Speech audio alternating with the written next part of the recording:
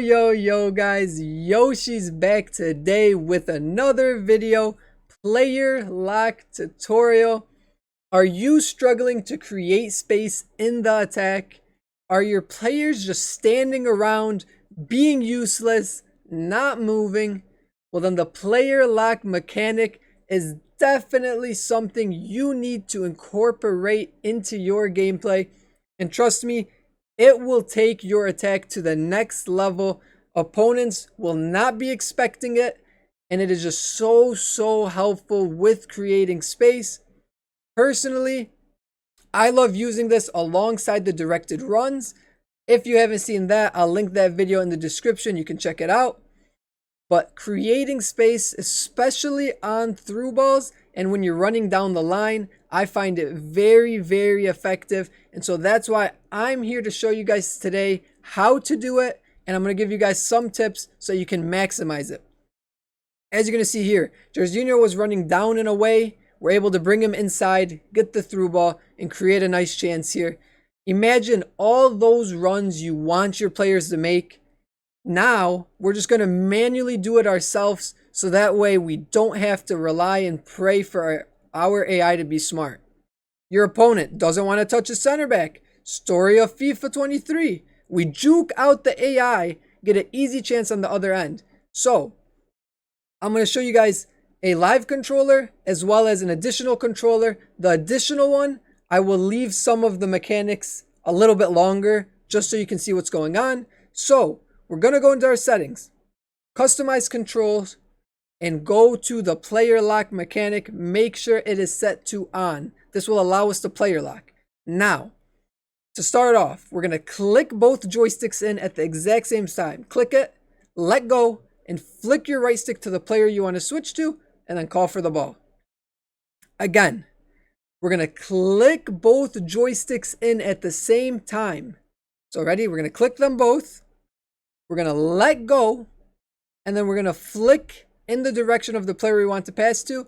But let's say the player is not open. You can switch with another flick, and then if we still don't like it, we can switch again. And then eventually, once you're ready, you can call for the ball into space. Very easy to do. Really helpful. One more time for good measure here. We're going to click both sticks in at the exact same time. Let go, push our right stick, flick it in the direction of the player we want, and this time I'm going to play a through ball when I call for it, so that way it plays me into space. Pay attention to the live controller too if you're confused with the timing a little bit, but I'm going to try to explain it with the words to help you guys out. Now, click both sticks in at the same time, and now I'm going to show you, you can just keep flicking the right stick in the direction of the player you want to go to until you get to the person that you desire. Now, we call for the ball, and now I'm going to show you, let's say you don't actually want to pass the ball, and you want to fake it, or somebody's not open.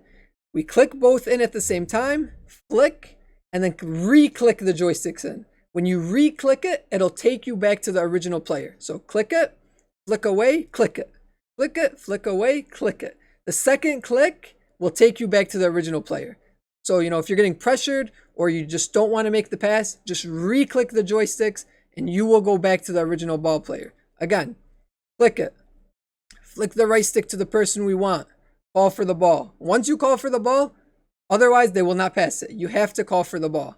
Now, as you're going to see here, this time I'm going to click it, and to show you, when I click it and call for the ball, I'm going to call for the ball in the air this time. Because basically, depending on what you click is what the game will give you. So if you want a lofted through ball, if you just want a ground pass, if you want a cross, you click what you want and the player will make that pass to the player that you're currently on.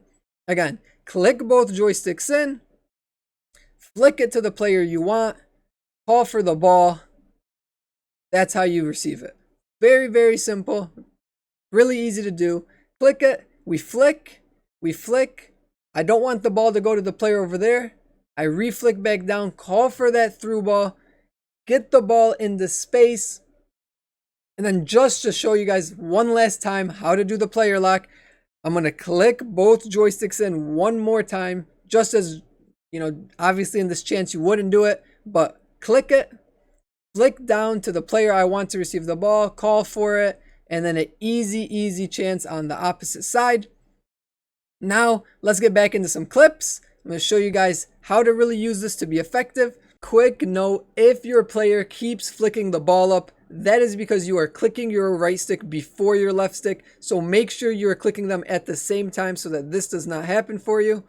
Now to look at some of these clips. As I mentioned earlier, I really like this for creating space down the line or in behind, especially when your striker or winger, whoever you're trying to player lock to, is kind of just standing there staring at you. Here, use it as bait on the first player and then do a second player lock. We're able to throw our opponent off, and a lot of the time, their player switching will just not be good enough to be able to guard this. Re-showing this clip, and I want to highlight it here from earlier in the video. Not sure if you guys noticed this. We player lock, they get distracted by the player lock to guard it. We're able to create an easy one-on-one. And now you're just going to see, playing around with it. My player isn't able to correctly player switch, and you can just really take advantage of this if you're able to create a lot of different scenarios with it. Here, I love this one the best. Just juking people out with it. It is really funny. It is, they think you're going for through balls a lot, then you do fakes, and then you do, canceling it. And it's just really helpful if you can master all the different kinds of player locks, because then they really don't know what to expect. Let me know if you guys have any questions. Feel free to drop a comment. And as requested by many people, Yoshi Academy for dribbling will be coming out very soon. So if you made it to this point in the video, drop a comment below letting me know if you're excited for that. And as always, stay blessed.